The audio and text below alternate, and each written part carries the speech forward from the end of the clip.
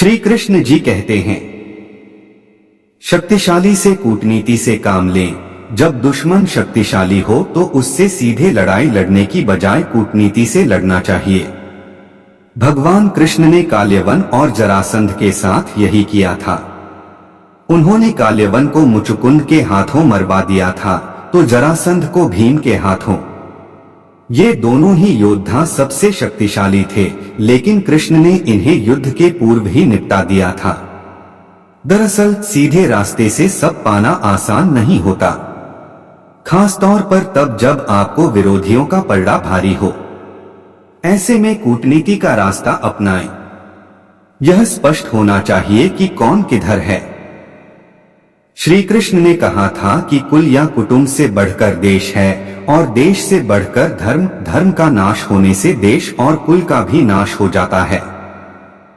जब कुरुक्षेत्र में धर्मयुद्ध का प्रारंभ हुआ तो युधिष्ठिर दोनों सेनाओं के बीच में खड़े होकर कहते हैं कि मैं जहां खड़ा हूं उसके नीचे एक ऐसी रेखा है जो धर्म और अधर्म को बांटती है। निश्चित ही एक ओर धर्म और दूसरी ओर अधर्म है। दोनों ओर धर्म या अधर्म नहीं हो सकता। जो भी यह समझता है कि हमारी ओर धर्म है वह हमारी ओर आ जाए, और जो यह समझता है कि हमारे शत्रु पक्ष की ओर धर्म है तो वह उधर चला जाए, क्योंकि यह स्पष्ट हो जाना चाहिए कि कौन किधर है।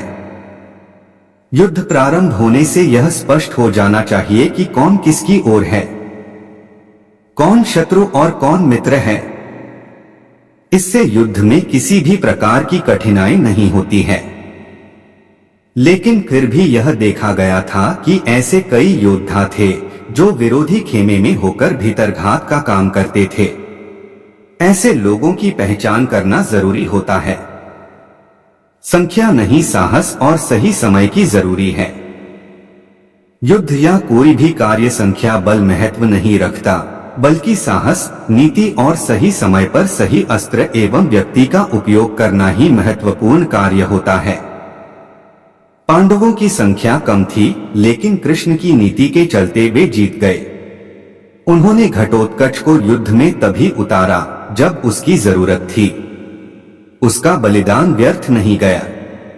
उसके कारण ही कर्ण को अपना अचूक अस्त्र अमोघास्त्र चलाना पड़ा, जिसे वह अर्जुन पर चलाना चाहता था। श्री कृष्ण जी कहते हैं, संधि या समझौता तब नहीं मानना चाहिए। भीष्म पितामह ने युद्ध के कुछ नियम बनाए थे। श्री कृष्ण ने युद्ध के नियमों का तब तक पालन किया जब तक कि अभिमन्यु को चक्रव्यूह में फंसाकर उसे युद्ध के नियमों के विरुद्ध निर्ममता से मार नहीं दिया गया। अभिमन्यु श्री कृष्ण का भांजा था।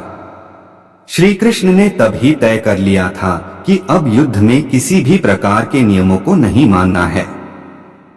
इससे यह सिद्ध हुआ कि कोई भी वचन, संधि या समझौता अटल नहीं होता।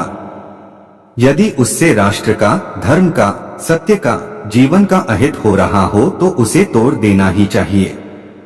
भगवान श्री कृष्ण ने अस्त्र न उठाने की अपनी प्रतिज्ञा भी तोड़कर धर्म की ही रक्षा की थी। युद्ध के जोश में ज्ञान जरूरी है। इस भयंकर युद्ध के बीच भी श्री कृष्ण ने गीता का ज्ञान दिया। यह सबसे अद्भुत था। कहने का तात्पर्य यह कि भले ही जीवन के किसी भी मोर्चे पर व्यक्ति युद्ध लड़ रहा हो, लेकिन उसे ज्ञान, सत्संग और प्रवचन को सुनते रहना चाहिए। यह मोटिवेशन के लिए जरूरी है। इससे व्यक्ति को अपने मूल लक्ष्य का ध्यान रहता है।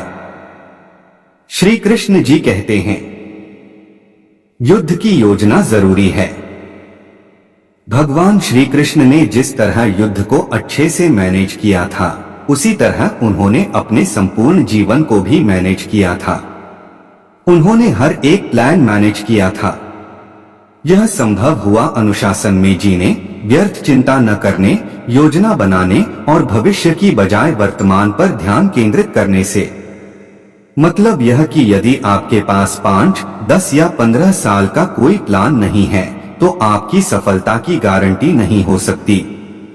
युद्ध में मृत सैनिकों का दाह संस्कार, घायलों का इलाज, लाखों सैनिकों की भोजन व्यवस्था और सभी सैनिकों के हथियारों की आपूर्ति का इंतजाम बड़ी ही कुशलता से किया गया था। आपको यह जानकर आश्चर्य होगा कि यह सभी कार्य श्री कृष्ण की देखरेख और उनकी नीति के तहत ही होता था।